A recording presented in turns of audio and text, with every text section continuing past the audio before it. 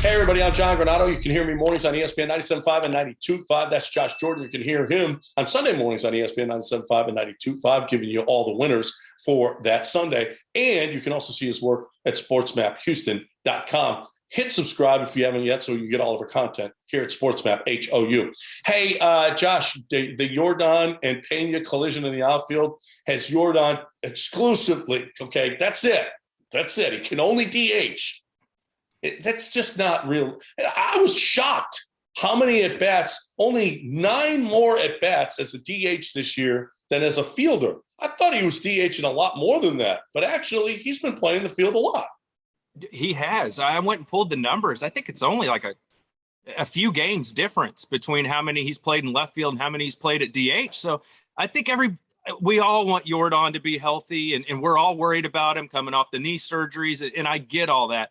But they're going to play him in left field. We have to just kind of get over it and realize that he's an average left fielder, and I think he'll continue to get better.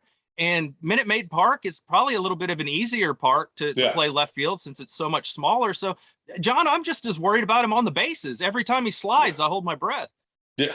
I mean, I don't like him running first to third at all because of those knees. You never know what is going to happen, but you know, we got to take the ball. We can't put him in a bubble. He is not like a Barbie. He's not made of glass and Barbie slippers. He's a big league player. He can't be bigger, stronger dude. And yet we're worried about him like he's that he's going to fall apart every time. He got hit in the mouth. You know what big guys do? They get hit in the mouth. I don't see Yordan in a bar fight ever, hopefully. I just don't think I hope he's not that kind of guy. He got himself in a little bar. You know what you do? You pick yourself up. Oh, I'm going to be okay. I would be shocked if he's not out there, right? Oh, I mean, absolutely. They had to take him out of the game and then they almost dropped him off the cart because they started too fast, right? Yeah. I mean, that guy I'm worried about more than Pena hitting him. Pena's not a big guy himself. He's a pretty big dude, and that had to hurt. He got a shot to the chops. But let's take the diapers off of Yordan. 25-year-old man that's huge. He's going to be okay. He's going to be fine. And he provides the Astros so much by being able to play left field. Michael Brantley's an older player. He needs those days off. I know he's injured right now, but when he's back and earlier this year, Yordan gives him a break to where he can get off his legs, just DH. We saw it in the final game against the Mets. They used that DH to give Altuve a little break to where he doesn't have to play second base. So, and if you plan on Brantley being around for a while, then Yordan's going to need to play some left field and give him a break every now and then. I think that's a good thing. Yeah. And Jake Myers is back. It'll be interesting to see what happens there. I still think they need a center fielder. And I'm not sure that Dusty doesn't either. It's so interesting the way that he goes about this. Okay, so Jake Myers comes back. They send McCormick down. Now, Brantley gets hurt, so McCormick comes back up. So if you're totally all in on Jake Myers, you would think that he would bat him right after Yuli. But instead he bats the guy that he sent down 7th, and then he bats Jake Myers after him. And then the following game, he bats Castro, who's can't hit his weight, and he bats him 8th, and he bats Jake Myers 9th. If you're all in on Jake Myers and think that he's your guy, why are you doing with him in the lineup? I don't get it. We saw some of that with Jeremy Pena early in the year. Remember, as good as he was hitting, we were seeing him way at the bottom of the order.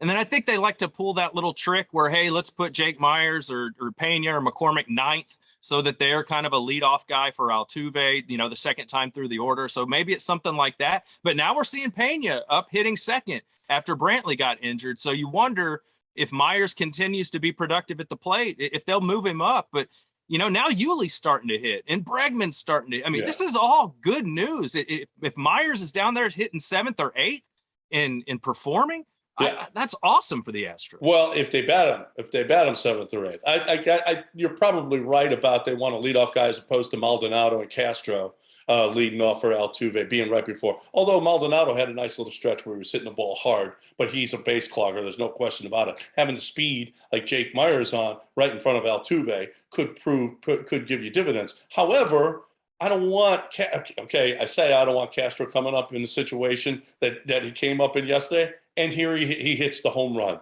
He shouldn't be batting eighth in any lineup in ever. He should be batting ninth.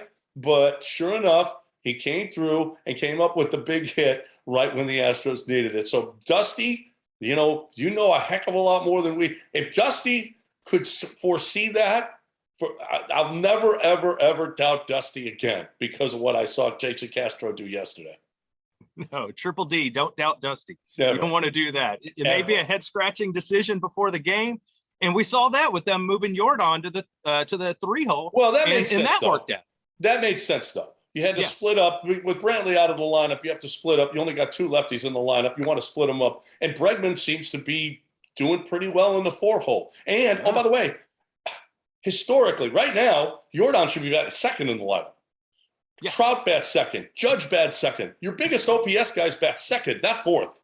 They bat second now. I just read an article yesterday. Barry Bonds would be hitting second in the lineup if he was playing in today's game. That's what you think of your OPS guy now. He bats second, not fourth. That's the new analytics thing. You put your best hitter second. And, to Dusty, I think he's maybe looking at it as maybe your best contact guy second. So that's why he's had Brantley there. But you're right, John. The new wave of baseball, you put your best hitter in the 2-hole. Absolutely. So maybe someday we'll see Yordan when Uncle Mike retires. We'll see if Yordan doesn't get up to number 2.